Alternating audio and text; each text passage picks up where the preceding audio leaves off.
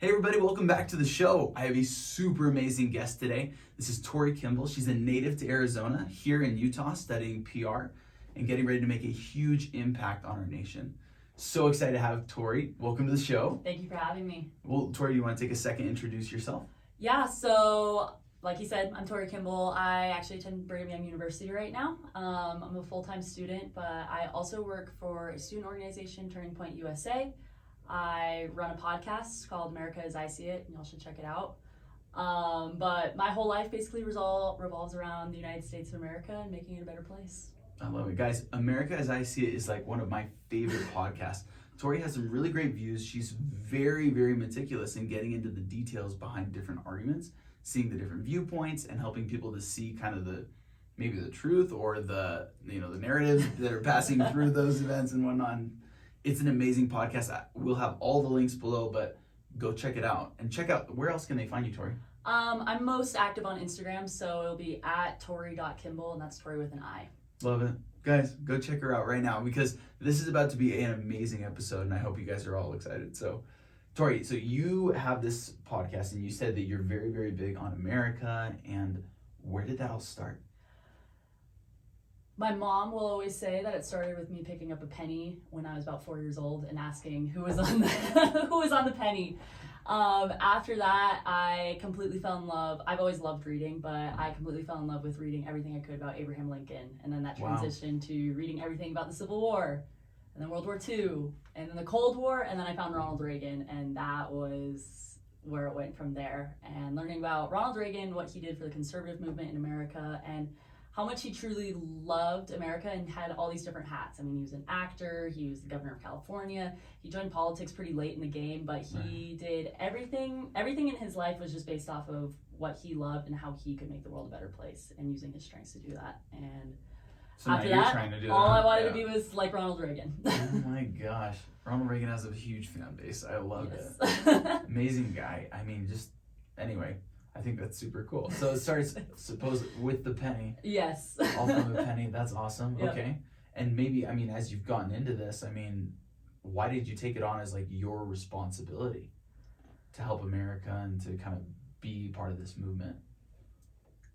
My mom is actually an immigrant. She is from Mexico. And so it was always big in my home of you should be grateful for this country that you're in, and also just making things better than the way that you found them. And as I learned more about our country, I had a 7th grade teacher who had us watch the news every day. It was like part of our assignments. You watch the news every day and then write like what you learned. And as I watched the news, it didn't discourage me. It more made me see there's so many different problems, but I always had the mentality that I could fix it. And so growing up, I actually wanted to serve in the military. That was like my original plan. Really? Yes.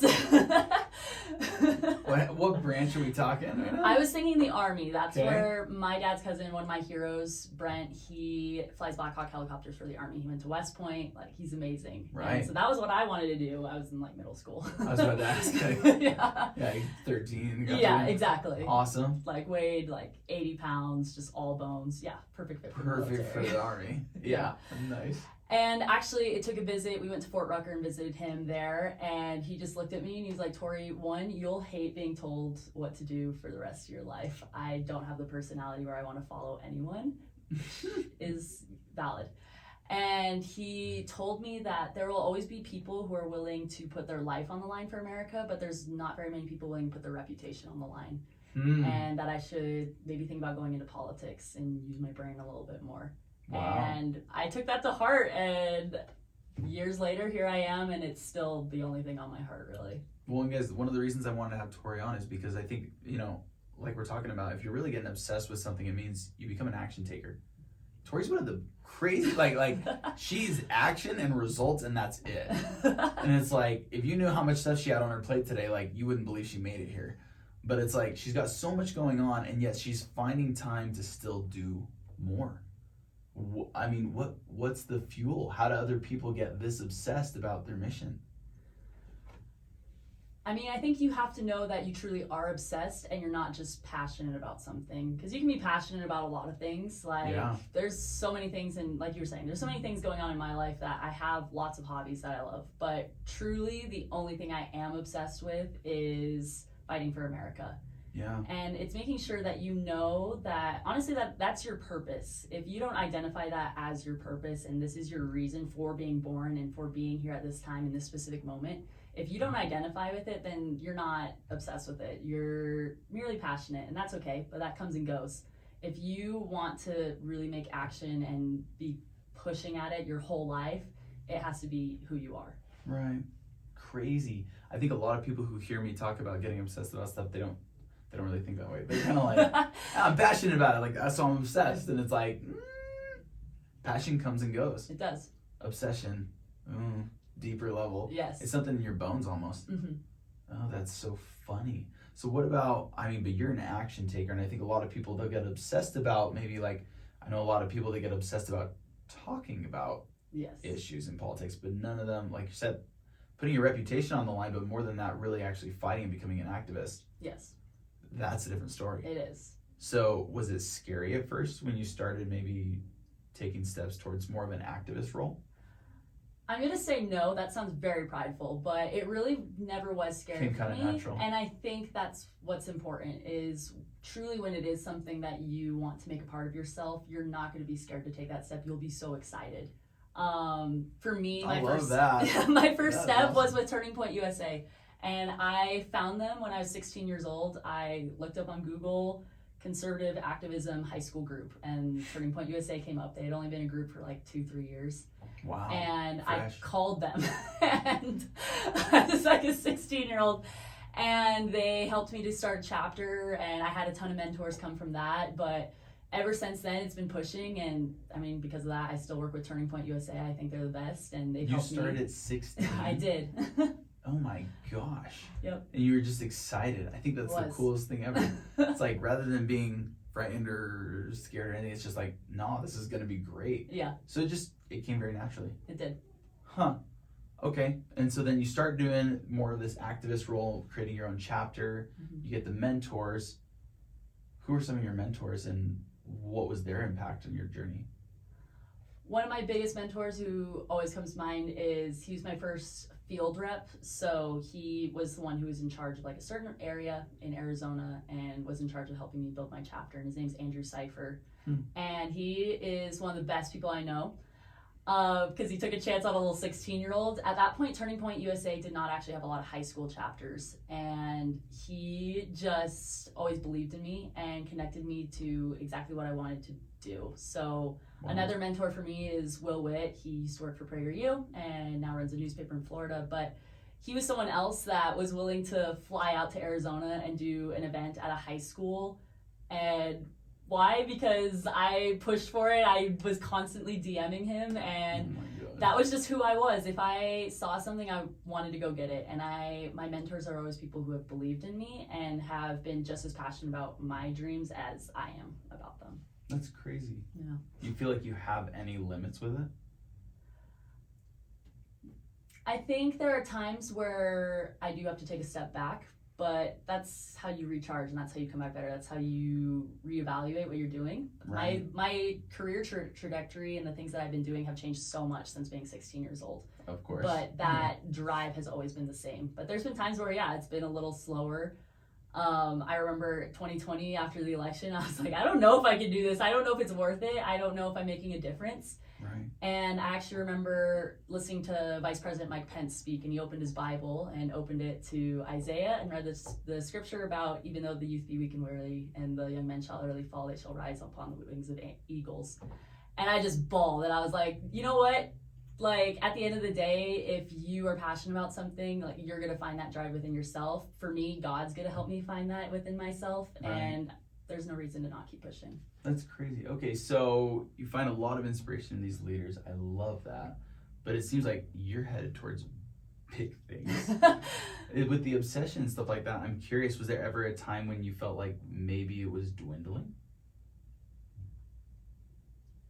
Maybe I don't think you thought about changing the course? I don't think the core obsession ever changed.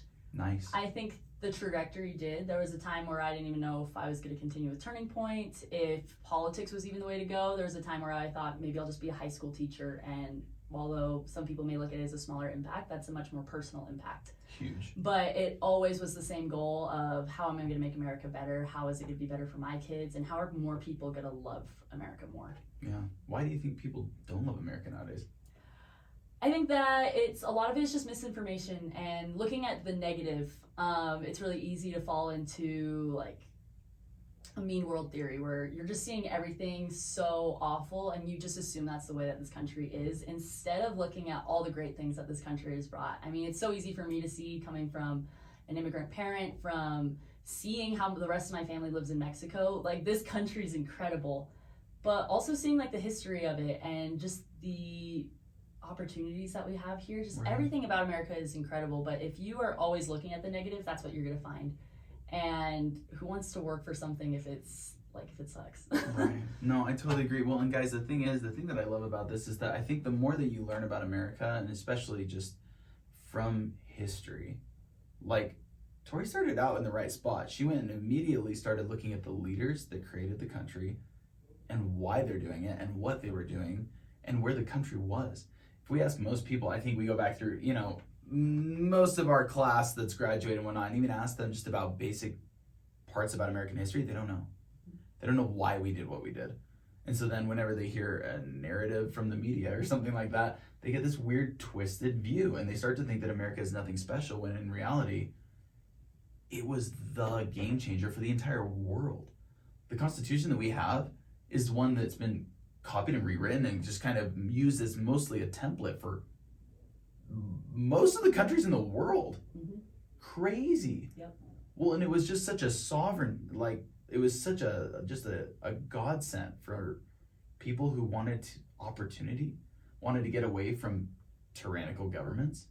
And it's like, people don't quite get that. So how do we maybe bring that knowledge to people? I don't know. We'll have to figure that one out. Yeah, it's a tough thing, but I think America is so special because of the people that it has in it. Right. And if more people come to realize that whatever they are obsessed with or whatever they're trying to accomplish in their life, especially as Americans, that it's really only out there for you in the way that all you need is your obsession and your work ethic and your drive. In America, that's all you need. Right. Every other country, you're going to need money, you're going to need status, you're going to need to be in the pocket of someone else. In America, all it takes is your obsession. And so if more people even just connect to that and just connect to certain aspects of America that they can recognize, maybe you necessarily don't have to understand like all of the Lockean philosophies that makes America what it is. I'm obsessed with that. I love it. I think it's cool. Most people don't, and I totally get it. But find those parts of America that you truly love and you can appreciate because it applies to your life. What would people do if, for instance, maybe they feel like, oh, I like America. I hang around a lot of people who maybe are a little more critical. How can they maybe make an impact themselves? It definitely starts with having those conversations with your friends. I did grow up in Arizona, but I went to a high school that was predominantly more left-leaning. Sure. And most of my friends were pretty liberal, which always surprises people. Most people assume that I only am friends with conservatives, and it's a little bit easier out here to find people who think more like me. But it's all about making sure that you're not simply stating your position on one specific aspect. So yeah. I'm not out here, I'm super passionate about abortion. I don't think we should kill babies, but I'm not necessarily coming out and saying that all the time. I come from more of a, hey, I believe that every life is worth it and that everyone has the opportunity to live the life that they should live. Like, that's my basis, and that's what I want to talk to people about. Or say the idea of capitalism. It's not about, yeah, I want everyone to make a ton of money and I think like greed is good. That's not what I'm pushing. Maybe that's what I think on a specific topic, but really what it comes down to is everyone should be self-reliant. People do better when they are working for their own thing. Like, that's the basis, and that's what I want to talk to people about. It's not about these hot topic issues that are constantly being pushed by the media. It's about those core morals and values that you have, and people on the left and the right share those a little bit more than they think. They just are blinded by those media pushes. Well, and that's the biggest thing. I think, anyway, I know that the media has been a huge reason that our country's been super divided. Yes. And that leaves us weak, leaves us vulnerable, leaves us fighting each other. It does. Ridiculous. So as far as in an effort to unite people, going over just and finding those common morals and standards and things that we can agree on, huge way to bring the, unity back? Yes. Okay. Yes. And I don't think unity means having the same opinions. We're never going to all agree, and that's the reason we have the two-party system. It's the reason America works the way it is, and that's the way you progress. If we just had a bunch of Tori Kimballs, honestly, this country would not be the America that I love. The America that I love celebrates differences, but allows us to work on those differences to make it better for everyone else. I love it. Do you ever find that it's hard to work with people who seem to be pretty closed-minded about being open to all opinions, or? Yes, I think what's interesting is right now there's a common narrative of being open-minded means only being open-minded to newer ideas, which not everything that's new is good. I'm very much a traditionalist in religion, in my politics, and everything. And there's a lot to be said about looking to the past as well as the future. And if people are only looking to the future in terms of being open, you're not really being open-minded at all. And I love this because you're pointing out, hey, I'm obsessed about this. I'm obsessed about America and bringing America forth, but it's not that it's the America with only my opinion. Yes. It's the America that we're open to other opinions and we're open to working and growing together. But is there something that, like you just said, a lot of people, they have, these past views are kind of getting left behind a little bit, new views are coming in, they're not always good. Yes. Is there maybe a new view that stands out to you that's maybe one that we should be watching out for? There's quite a few, but I think the biggest one is actually about identity, and that's like a huge thing, but you can take a look at the push for transgender children.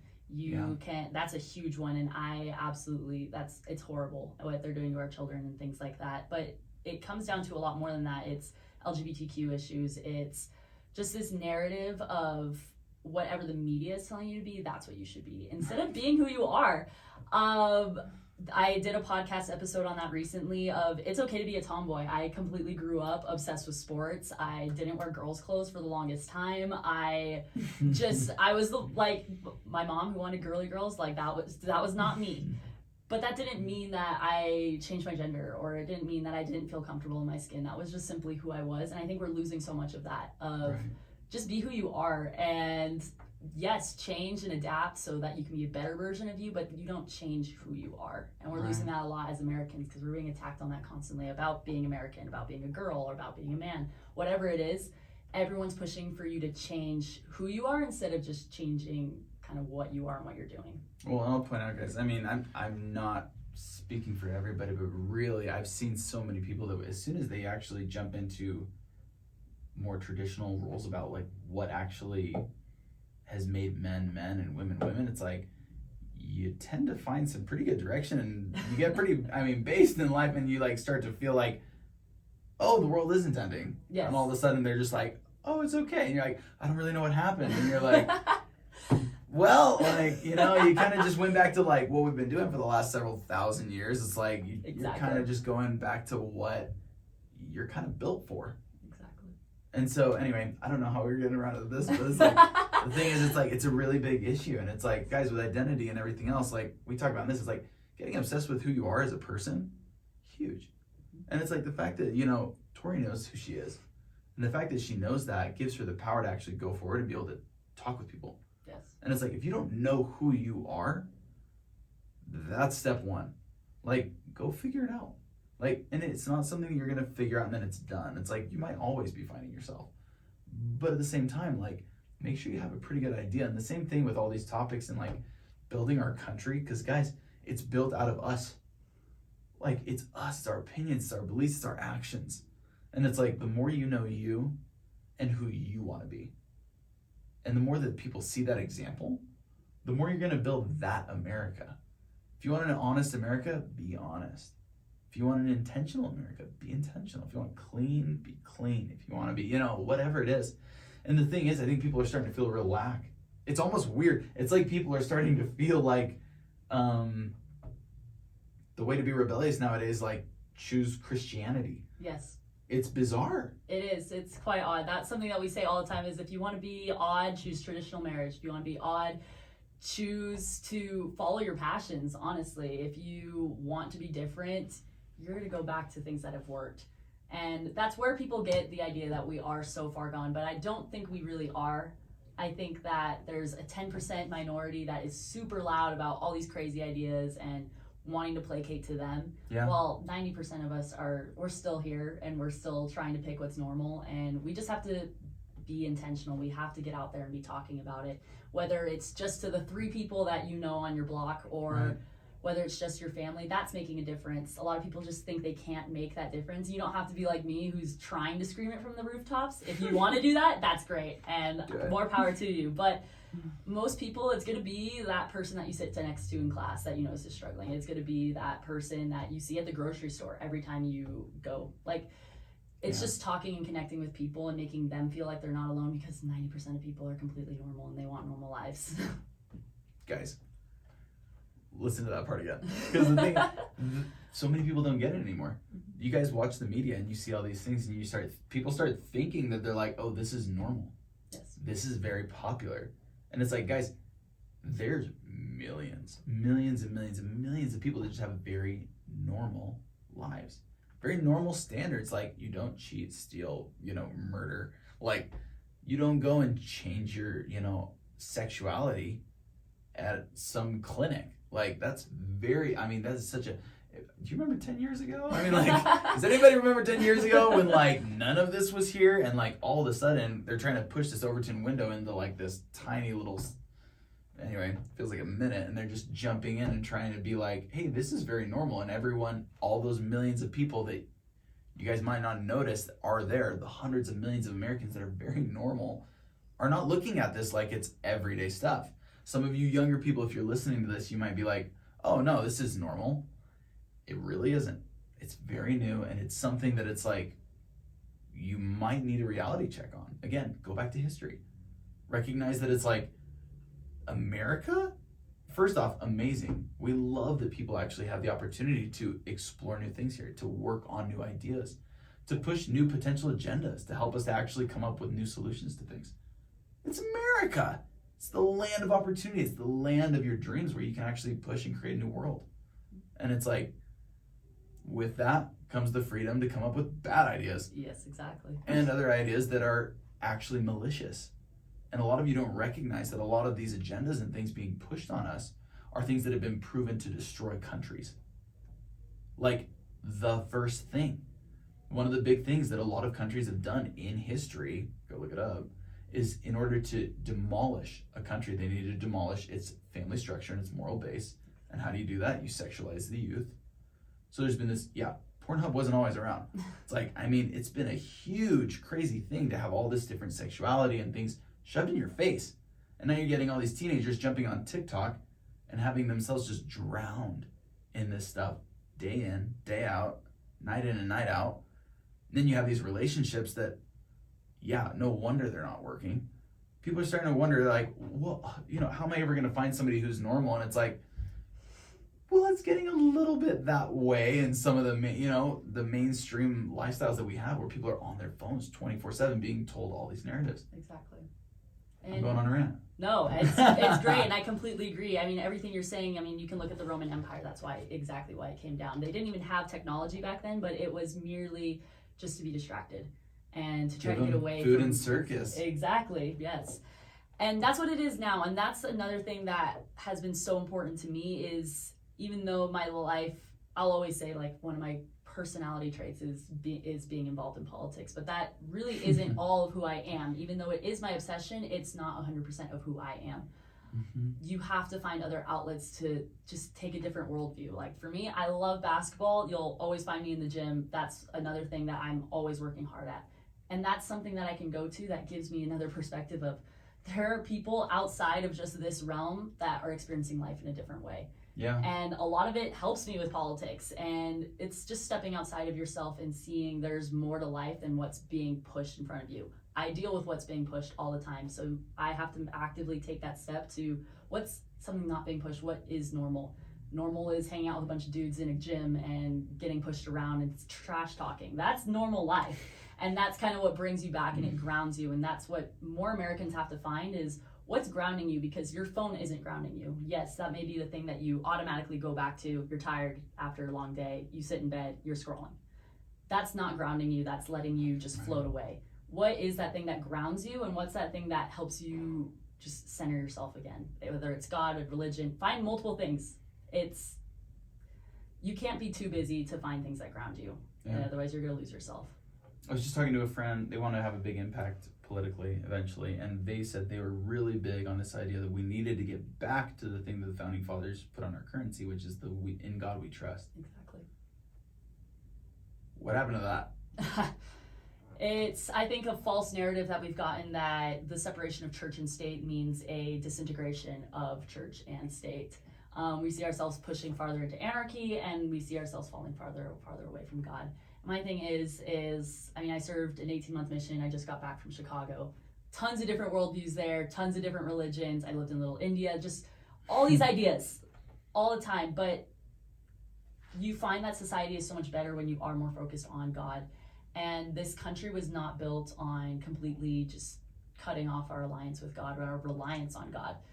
It was being built up in a way that everyone can rely on God differently, whether it's someone who maybe doesn't believe in a God, but believes in just energy and goes up into the mountains to find that, whether that's you, or it's going to church 7 days a week, or just the one time. It's finding God in your way. That's what the founding fathers were looking for. And they wanted us to take these ideas, these good morals that were being taught in church, and bringing that to our state, instead of saying, well, the state is deciding what your religion is. Right. And we're actually seeing ourselves more in a state of the state is telling us what to believe, that we shouldn't believe in God, that the state is what determines our morals. I mean, everyone wants to point back to 1984 by George Orwell, but that's exactly where we're at.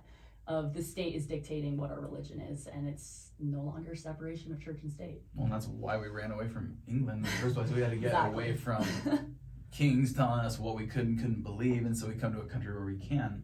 So obviously we say, hey, you can't tell us that we have to believe what you're telling us we have to believe.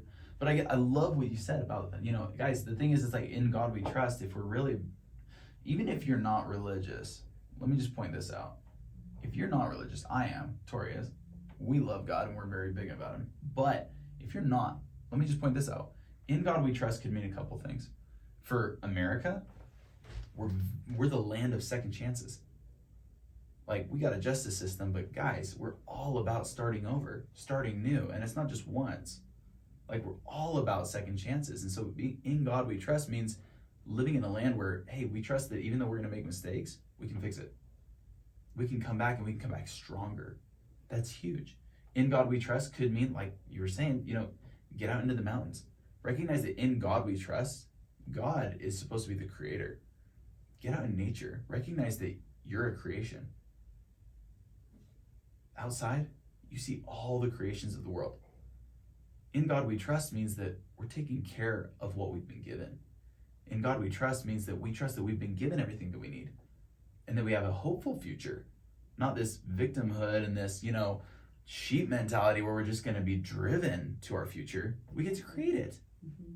So cool. It's the best. Sorry. In God we trust. Remember that. Point being, let me get into this. I want to know what your opinion is as far as like the future of America.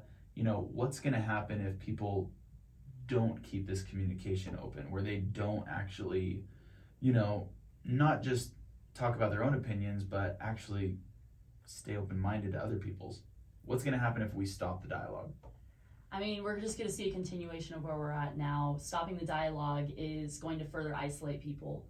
And it's a lot more than just isolating in politics. I mean, we're seeing right now there's a huge rise, especially in teenage girls right now. There's a huge uptick in depression and suicide. And it's because of isolation. If people don't feel like they can be heard in any way, whether it's politics or even just at school, whatever it is, if you don't feel like you can be heard, you are going to pull away from other people, and other people are going to pull away from you. Yeah. And we're going to find ourselves in a country that honestly isn't really a country anymore, because a country needs to have some form of unification. That's the definition of a country. And if we are merely just a collection of people all living on the same continent, it's just going to fracture, when we're going to have a state that is going to continually take more opportunities to just kind of keep us together. Right. And we're going to slowly relinquish that, because if you don't have a connection with other people, you completely lose who you are, because we are here on this earth and our purpose here is to share who we are with others.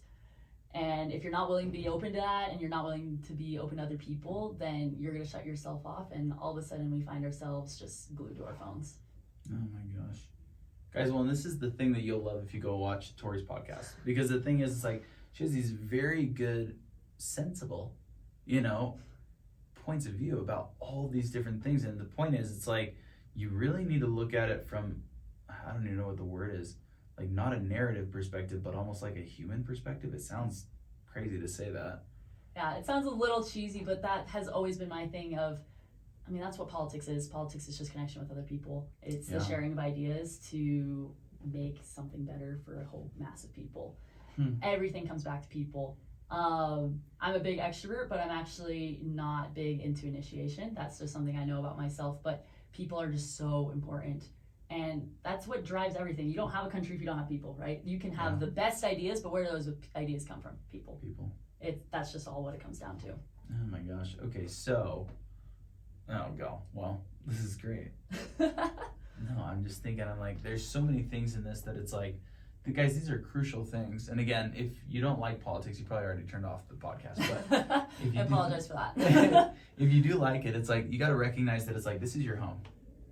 This is your home. And no matter what country you're in, I know we have listeners in lots of different countries actually, but the idea is you really need to look at your country and your life and decide, like Tori said, politics is literally just people connecting with people to create your life, your reality, and more than that, your future for your future generations. And it's like, I think that aspect, I mean, and nobody's thinking about tomorrow anymore. No, definitely All not. they're thinking about it's all is about yesterday. you. They're thinking about how many likes did I get last week, and it's like, they almost don't even want to think about the future. It's getting to where it's like scary. And so it's like, well, and a couple of us, I mean, we're looking at where we're headed and it's kind of like, okay.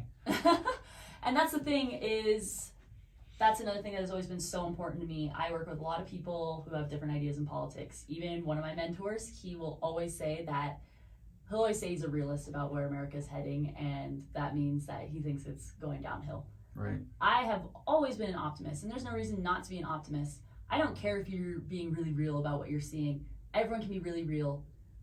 It's harder to be an optimist. It's harder to see, no, like, I'm going to make the future better. I'm going to make things better for myself, for my family. Like, I can make the difference. And that's really what it comes down to. If you are looking at politics and saying, well, I don't get into politics because it's not even going to matter. I'm not going to vote because it's not going to matter. I'm not going to go to the gym today because it's not going to matter. Every part of your life, if you're not looking for the optimism in your life, if you're not looking for what you can change and what's good, there's really no point in living, honestly. Right. Well, and the thing is, I think the thing that gives me hope for politics in the future and everything in our country is that we have people who care enough to really look into it, and they know what went wrong. Yes. And it's usually intentional. And so the thing is, it's great to know that it was something that we caused so that we can take responsibility and now we can fix it. Exactly. So if you guys are listening and you're feeling inspired, reach out. Find one of us, find Tori. See if you can help. I mean, if you want to be an activist, it might be your calling. We don't know. My DMs are always open. I love to talk about this stuff. I love it. So, okay, well, let's talk about you. So your plans, you're going to be headed hopefully to DC. Yes, I'll be in DC this summer. So. You're going to be freaking out. I'm going to love it. Hanging out with senators. Yes. That's the plan. Yes. Okay, awesome. I'm pretty good at weaseling myself in there. Networking is the name of the game. If you're obsessed, guys, and you get indoors, that's a big thing. Okay, so I'm curious, with this, it's like, I mean, you plan on basically, you want to build kind of your life's impact around politics? Yes, I think so. I think that's what I'm meant to be here for. I'd say probably so. Yeah, okay. And then in that, it's like, is there kind of an ultimate goal that you want to hit? Or is there something or is it just a continuous journey? I think it's more of a continuous journey, and the checkpoints along the way is truly to change other people's minds and to help them along the way. I have seen, even just since being 16 years old, I've even seen it in like my own parents. I've seen it in random Instagram followers. I've seen people change because they've come to love America more. And that's what makes it worth it to me. So for me, there's no like monetary thing. There's no status that I want to achieve. A question I get a lot is, are you ever going to run for office? And honestly, I don't know. That's not necessarily a goal. If I feel like that is the way for me to touch more people, then I'll do it. But ultimately, at the end of the day, for me, it's just about connecting with the most amount of people and helping them to love America the same way that I do. I know, you should just open up a whole new door of questions I got here. I kind of want to know what's the outside, like, what is the experience or the problem that people are experiencing with kind of shaping America? Is there something that it seems like it's a roadblock for them? I think, yes. I am very vocal about the experiences that I've had when since being an activist. I've had urine poured on me, I've had water bottles thrown at me, I've been doxxed, I've had death threats, I've been cyberbullied, all of the above. And I share that more so because I know there's so many other people who go through that, and I want them to know that they're not alone. But for people who haven't experienced it, I know that can be quite scary. Looking at the idea that, well, if I get involved in this way, that's what's going to happen to me. That's not necessarily what's going to happen to you, because most people aren't insane like I am and pushing things as hard as I am. Loving America is not necessarily going down this path. I think there are so many different ways to love America and make it better. I think being an entrepreneur is another way to love America and give back to it, right? Like, that is showing that capitalism works, that is making our free markets better. That's a way to love America and make it better. I think if you are super passionate about art and making art great again, because it's terrible right now, if that is something that you're passionate about and you're out there creating art that's making the world a little bit better and drawing people, that's loving America and that's making it better. That people just think that it's politics, because that's how I love America. You don't have to love America the same way that I do, and you don't have to change America the same way I do. This is one reason. So if you guys don't know, I'm part of a company, we're called 501k. And it's my real estate company that I'm 2 partners, and we've got a huge team. And our goal is basically to help Americans live their best life, because we're very big on this idea that a lot of people, as good intention as it was, a lot of people have been pushed towards traditional retirement accounts that aren't really actually giving them good returns. And they're getting stuck in this spot where they don't have security. And so it makes for a very scarcity mindset in America. And our goal, and this is such a great thing, because it helps me as a business owner to feel connected with everybody around me. I want to help everybody get really good returns, so we help them move their retirement accounts into real estate, especially during a recession when there's so many opportunities for it. But my point being that it's like our mission behind it was, we want to help create a more confident, innovative, giving America. Mm-hmm. And it's like, it is such a different company ever since we really nailed that mission down, and we recognize that it's like our impact is going to be national, and recognize that when you change an entire country, especially one as amazing as America, it's a global impact. It's huge. Okay, so I love that. Being an entrepreneur, absolutely. Guys, entrepreneurship, you gotta be following me if you want entrepreneurship. I love it. It's so good. So as far as external, my goodness, crazy roadblocks. She breezes over it, guys, but like, that's awful. Like, those are terrible. Like, that's some bad stuff.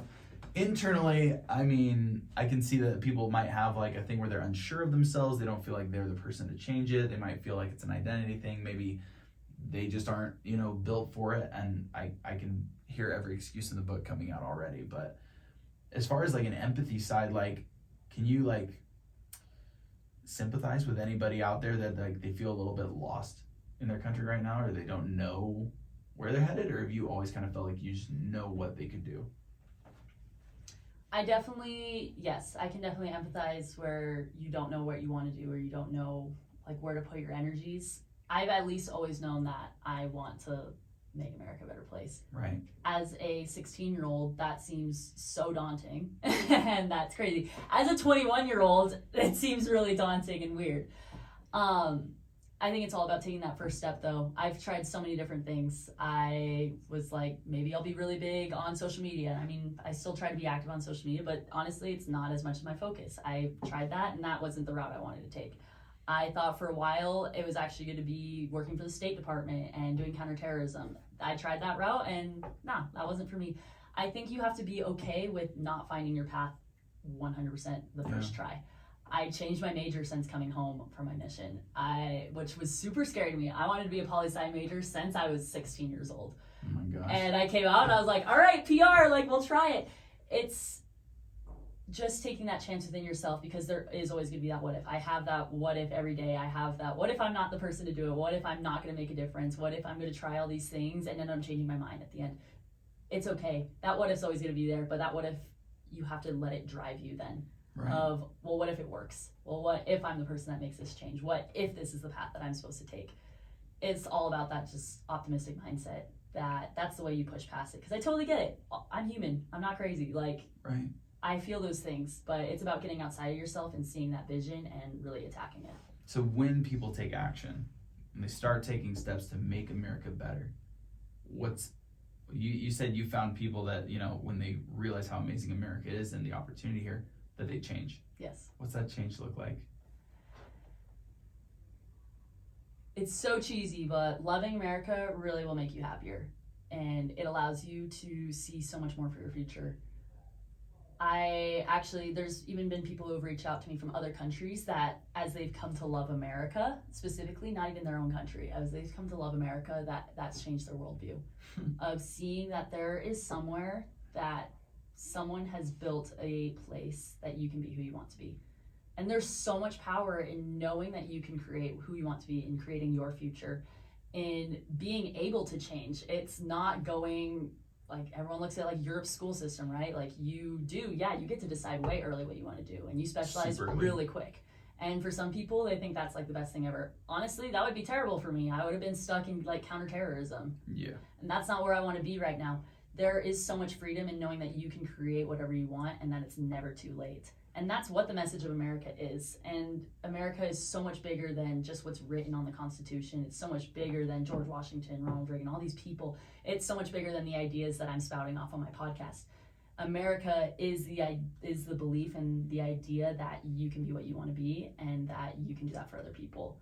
And so once you absorb the idea of America, that's what you're absorbing into yourself. And it's a whole new level of self-confidence. Right. Well, and I love this, guys. This is it's obsession. It really is. And the thing is, I'm curious if somebody's listening to this and they're like, okay, I want to be like Tori. I get it. I like her. I think she's got it figured out. I really think that if I learn about America and love America, that I am going to be happier.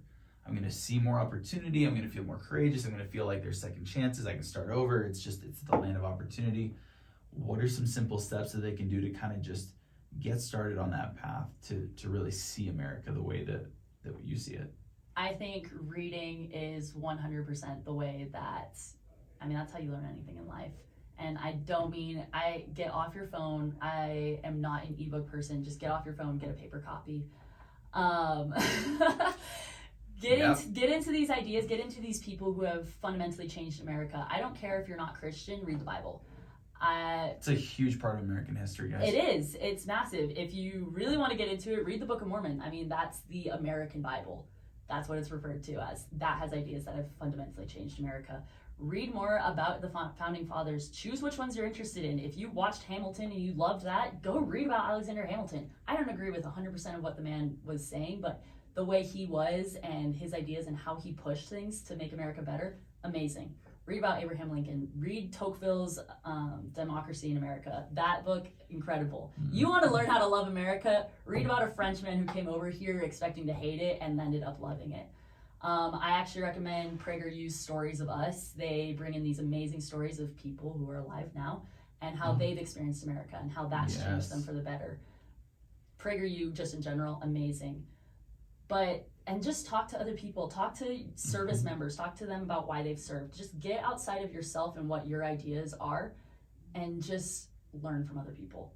Right. Because that's what America is. America isn't just you, it's all of these ideas and these other people around you.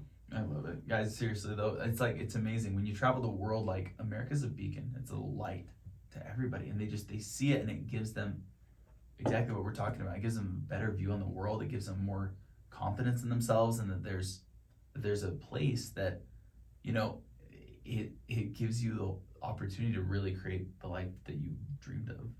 And it's so amazing. I think it's so cool that you mentioned service members, people who have actually given their lives, dedicated their lives to not just creating but protecting this amazing thing that we have. Guys, this country was fought for, it was paid for with blood, and it's people don't get that now. And it's they think it's so easy and they're just sitting on their laurels and just expecting a great life or whatever, or complaining about it. Yes. And it's as you get out of America, you'll realize what real poverty can look like.